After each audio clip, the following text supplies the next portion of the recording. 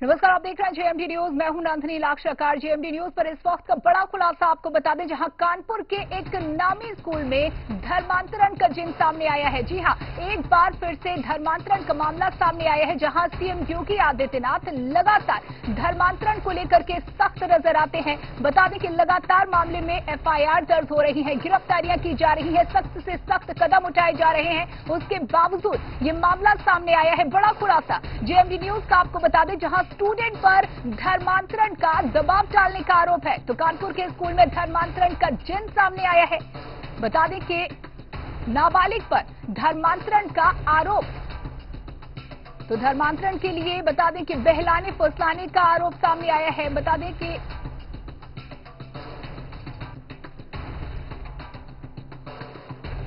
तो मासूम को बहला फुसलाकर धर्मांतरण का ये मामला सामने आया है। आपको बता दें कि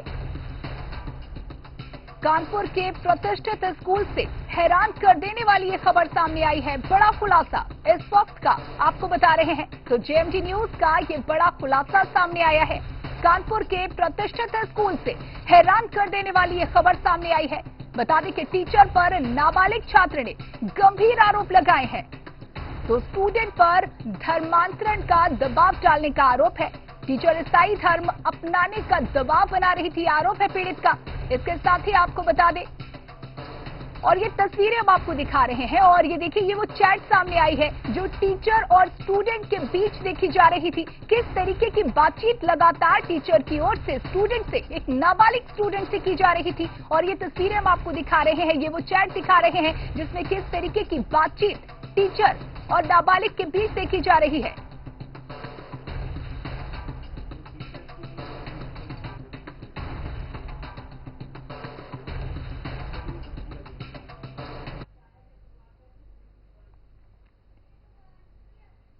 तो भाई क्या कुछ ये पूरा मामला है, पहले आपको ये बताते हैं।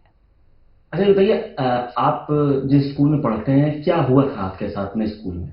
जी, मेरी एक मैम है, सेंट एलोयसियस में पढ़ते हैं। तो उनने मतलब वो हमसे बात करती थी, तो उन्होंने हमको क्रिश्चियनिटी में आने के लिए कहा था। तो हम उनसे बात करते रहते थे, तो मतलब हम डाइवर्ट हो रहे थे क्रिश्चियनिटी की तरफ, और क्योंकि पढ़ाई लाइन छोड़ रखे थे, क्योंकि और फिर हम जब वो चीज़ें बताती थी हमको क्रिश्चियनिटी के बारे में, तो दिमाग में बैठती जा रही थी और हमको क्रिश्चियनिटी में जाना था। तो किस तरीके से वो क्रिश्चियनिटी में आपको प्रेरित कर रही थी? क्या कहती थी? क्या प्रलोभन भी देती थी किसी तरीके का? मैम कहती थी कि मतलब स्कूल के बाद, जैसे स्कूल खत्म हो जाता था, तो या फिर कभी स्कूल के बाद चर्च बुला लेती थी, या फिर कोचिंग के बाद, मेरी 4 से 6 कोचिंग होती है, तो उसमें मैम कहती थी कि कोचिंग के बाद आ जाया करो, तो चर्च में हम जाते थे। तो मैम हमसे कहती थी कि बाहर ही खड़े रहो, क्योंकि जैसे गेट है, तो गेट के सब लोग जो खड़े होते थे उनकी बैक मेरे को फेस करती थी और उनके पीछे खड़े रहते थे। तो जब जैसे ही होता था, तो हम 7:30 बजे, मतलब 1.5 घंटे की उनकी प्रेयर चलती थी। तो वो हमसे कहती थी कि यहाँ खड़े रहो, प्रेयर जैसे ही हो जाए फिर चले जाना। तो ऐसे हम 2-3 दिन चर्च गए थे, तो देर होने लगी थी हमको घर आते समय।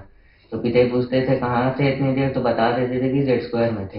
लेकिन फिर हम रोज लेट आने लगे, तो फिर शक बढ़ने लगा, तो हमने जाना बंद कर दिया।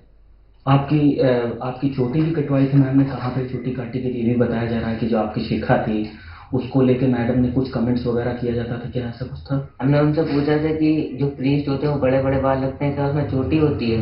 तो उन्होंने बोला नहीं होती है। तो एक दिन हम शाम को कोचिंग से चर्च गए थे, तो उन्होंने बोला था इसको काटे दे रहे हैं, तो हमने हाँ कह दिया था कि हाँ काटे दे रहे हैं, आप काट दीजिए। तो उन्होंने काट दी थी मेरी चोटी स्कूल में वहीं। तो और फिर जब हम अगले दिन बाल कटाने गए थे, तो हमने बोल दिया पिताजी की झूठी, बोल दिया कि गलती से चोटी कट गई है। मोबाइल पर बातें होती थी उनसे आपकी? जी। किस तरीके की बातें चलती थी? वो कैसे आपसे ऑब्लाइज करती थी बातों में? क्या कहती थी उन? वो हमसे मतलब जो सारी चीजें वो हमसे मना कर रही थी कि चैट पे कोई बात नहीं होगी, रिलीजन की या फिर और कोई बात। वो सारी चीजें हमको कॉल पे एक्सप्लेन करनी थी कि कहाँ आना है, कब आना है, कैसे आना है। कितनी बार आप उनसे मिले लगभग स्कूल के बाद? स्कूल के बाद हमसे उनसे 2-4 बार मिले, वो भी चर्च के आसपास बस। कभी घर गए आप उनसे मिलने के लिए? नहीं, घर हम एग्जैक्ट उनका घर नहीं जानते, हम घर नहीं गए कभी। उन्होंने 2-4 बार हमसे कहा कि घर आओ घर आओ, हमने फोर्स किया, लेकिन हम नहीं जाना चाहते थे, क्योंकि हम इतनी दूर नहीं जा पाते थे, क्योंकि उनका घर शायद से मीरपुर के आगे पड़ता है, तो मीरपुर शुक्लागंज से दूर है, इसलिए हम नहीं जा पाते इतनी दूर। तो आप जब चर्च जाते थे तो आपको कैसा महसूस होता था? घर पर आते थे तो कैसा महसूस होता था? क्या लगता था? क्यों, क्या वजह क्या थी आपको चर्च ले जाने की, और क्यों आप चर्च जाते थे? चर्च में ऐसा था, उन्होंने हमसे कहा था कि क्रिश्चियनिटी में जैसे हिंदू मुस्लिम में लड़ाई हुआ करती है हर 1-2 दिन में, वैसे क्रिश्चियनिटी का कभी नाम नहीं आता क्रिश्चियंस लोगों का कि ऐसे करते हैं ऐसे करते हैं, उनका नाम नहीं आता कभी। तो वो मतलब शांति में रहते हैं। तो हमको बस एक ही चीज मेरे दिमाग में बैठ गई थी, शांति। तो हम बस वहां चले जाते थे, वहीं शांति से बैठा करते थे, उनकी प्रेयर सुना करते थे, वही दिमाग में बैठ जाती थी। और जैसे हम घर आते थे, हम 7:30 बजे के आसपास मम्मा पूजा करती है, तो घंटी बजाती थी तो हम उनको चिल्ला देते थे कि क्यों बजा रही हो।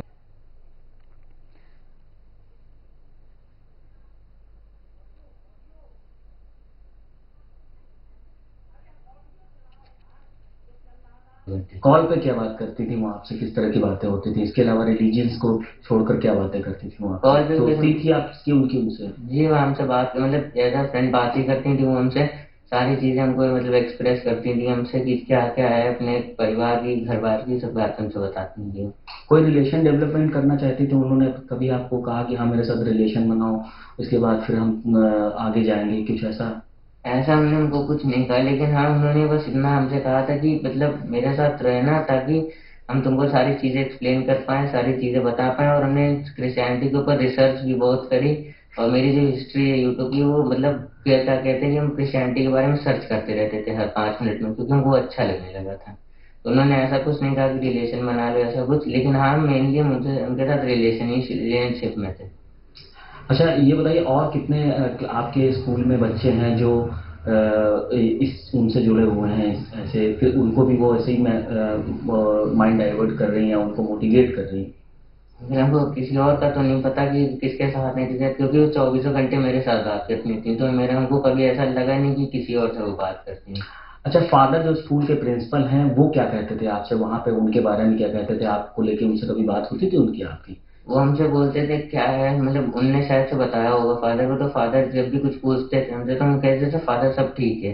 मतलब जो जो उनसे बातें करते थे फादर, जो भी हमसे कहते थे कि कैसा हो रहा है क्या हो रहा है, तो हम कह देते थे सब ठीक है। स्कूल आने के बाद लगभग कितनी बार फोन करती थी? रात में भी आपसे बात करती थी वो लगातार? रात में मतलब जब चैट होती थी, कॉल अगर कभी उनको करनी होती थी, तो वो हमको एक बता देती थी कि कोचिंग के टाइम पे हमको कॉल करके बता देती थी कि कहाँ आना है, कैसे आना है। अगर नहीं आना होता तो कॉल नहीं करती थी, चैटिंग पे चैट कर देती थी। तो क्या कहती थी कि आप हिंदू से क्रिश्चियन बन जाओ, ये बोलती थी आपसे अब आगे चल के कि अब यही करना आपको?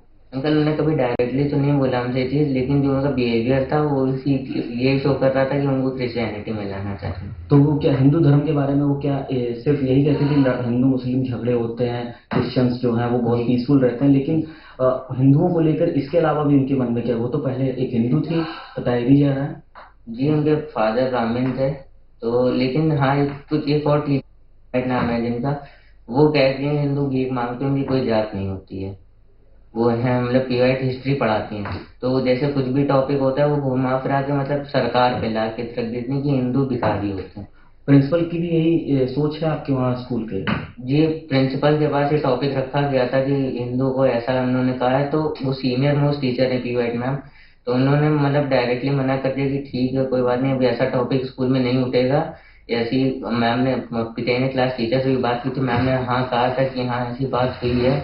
तो और कहने लगे थे कि ठीक है अगली बार से ऐसा कुछ नहीं होगा, लेकिन फिर से वही बात होने लगी कि वो हर क्लास में जाके बच्चों को यही भड़काती हैं। आपके फादर ग्रैंडफादर मदर की जो फोटो वगैरह भी वायरल हो गई थी, कैसे वो आपके स्कूल के जो व्हाट्सएप ग्रुप में पहुंच गई थी? कुछ है आपको जानकारी इसके बारे में? ये हमको उसके बारे में जानकारी नहीं है, मम्मा लोगों ने वेब सर से बोला भी था कि कहाँ से आई ये फोटो, तो उनने जब वो उनने भेजा तो भेजना कहीं और चाहते तो स्कूल ग्रुप में गई थी। अच्छा, जब आपके घर में मम्मी पूजा वगैरह करती थी तो आपको क्या हो जाता था? क्या आपको अच्छा नहीं लगता था घर का माहौल, पूजा पाठ आरती वगैरह कुछ अच्छा लगना बंद हो गया था? क्योंकि हम जब वहाँ चर्च में रहते थे तो जो प्रेयर होती थी वो बहुत शांतिपूर्वक प्रेयर होती थी, वो इतनी मतलब सेटिस्फाइंग होती थी कि मतलब सारा मन का टेंशन हट जाती थी। लेकिन जैसे ही घर आते थे तो मम्मी का टाइम होता था 7 से 8, 8:30 बजे तक पूजा करती थी बाबा की। तो फिर ये होता कि जब वो घंटी बजाती थी, तो घंटी की आवाज इतनी चुभती थी तो हम चिल्ला देते थे कि बंद करो इसको, कि हमको नहीं अच्छी लग रही, या फिर हम तो उस दूसरे कमरे में चले जाते थे।